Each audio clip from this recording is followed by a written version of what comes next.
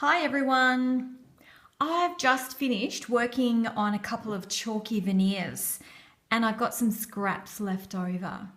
Now remember I showed you a couple of videos on the chalk and lace veneers, and I remember I mentioned in the video that I hate chucking all my scrap chalks away, and I did tell you that there's a little trick that you can do to use up those scraps.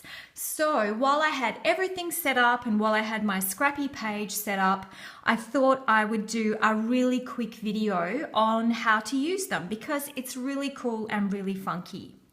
Okay, so what we need, of course, is your scraps from something you've done using chalk pastel, I should say.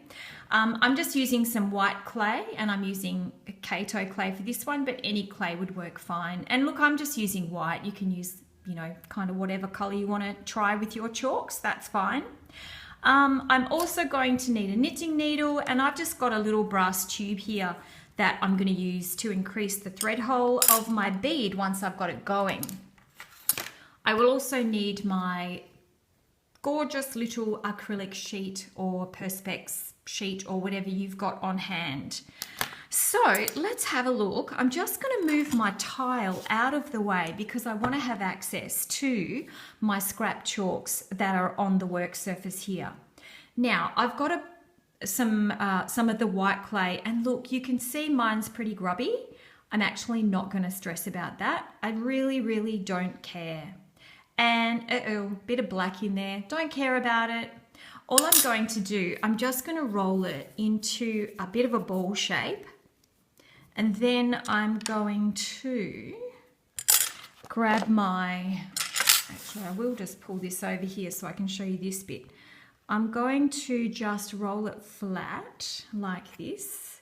Wow, mine is so grubby. But it doesn't matter. Don't even stress about it. So I've kind of got a grubby marshmallow that I'm just going to pierce with my knitting needle, just like that. That black bit is going to be a feature in my bead. I can see right away. All right, so I've got good access to my work surface here. I've got my marshmallow stuck on my knitting needle, and I'm going to go like this. I'm just going to hold it in my hand and I'm going to run it over the surface. And look what's happened already. I don't know if you can see that. I've managed to pick up some really cool chalks on the surface. So I've got a bit more. Let's do it again. I'm loving it. Let's do it a bit more. Now you can see my thread hole has increased because I've added pressure as I've rolled through the surface of the chalk. So you can see I've got a really cool chalky surface. If I turn that around and do that a little bit more, I can increase the thread hole even more if I want to. But by doing that, I'm also embedding that chalk really well into the surface of the clay. So I am going to get a little bit of rub off if I do that. I can see that it's rubbing a little bit. And look, that's a whole different technique. So I'm just going to do it like that. And you know what? That bead's finished. But actually it's not finished. Let me show you something else you can do. These might be really cool colors if you can see those. I'm just going to shave them here. Let's just spread them around a little bit. Actually, we'll do it this way. We'll just use our fingers here.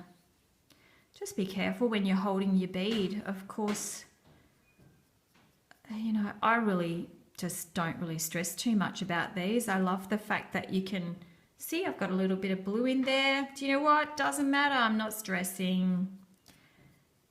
And they kind of can just look really cool, really funky. I'm going to put a little bit of that around the edge like that.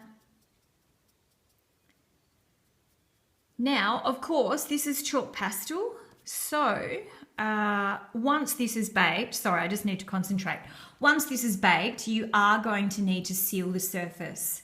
Okay, I have actually removed most of the chalks from the surface of this. I don't have much in the way of excess chalk on the surface, but I will still need to seal it before I use this in a piece of jewelry, okay? So look at that, pretty cool, funky little bead. Not everyone's cup of tea, but I love that sort of bead. Okay, let's just move him out of the way. I'm just going to do one little variation on this one. And again, look, my hands are grubby. Let me just wipe the excess off. I'm not going to stress too much.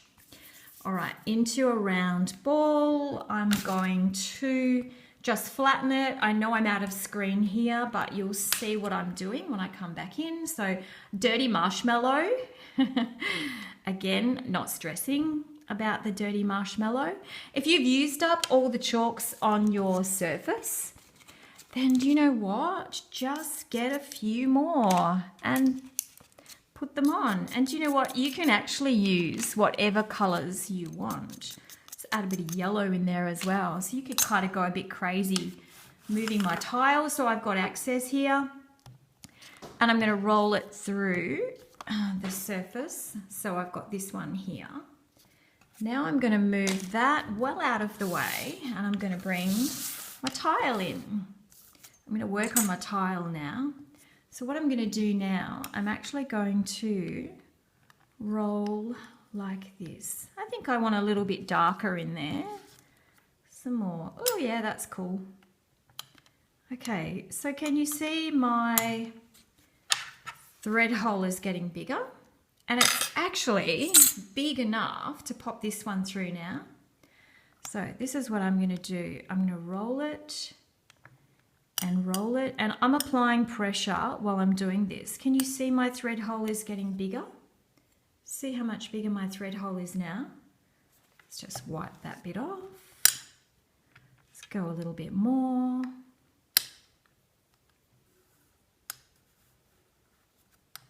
I think I might go a little bit more. Okay, look what I've got now. So, you know, you could actually do something with that, really cool. So you notice the walls of my bead are actually quite thin. So I'm going to do something now. Let me get that out of the way. I'm going to grab my gorgeous little Perspex block and watch what I'm going to do now. Gently, gently, gently, gently. Just wiggle it. Look, ha! That's the coolest bead ever. See, I love this stuff. As I said, it's not everyone's cup of tea, but I really love this kind of really organic shape. You know, you could take the walls of your bead thinner. You could, you know, flatten it even more. You could flatten it not so much. It's completely up to you. And again, if you want to, you can color in the ends of that one as well. Let's actually just do it, and let's go this color here. So I'm just going to hold it gently, and I'm just going to color. See how cool that is? And look, I'm actually touching the bead here. You know, I'm not frightened to touch the chalks. It's okay. I don't mind if it smudges a little bit, and that's the beauty of these. They're not perfect. It doesn't matter if you've got a bit of chalk smudged here and there. You know, it's really kind of pretty cool. Let's just do that one a little bit more there. Yeah, so check that one out. So there you have it, a couple of variations of some really cool beads using your scrap chalk. Yay! Thanks for watching, everyone. See you next time. Bye for now.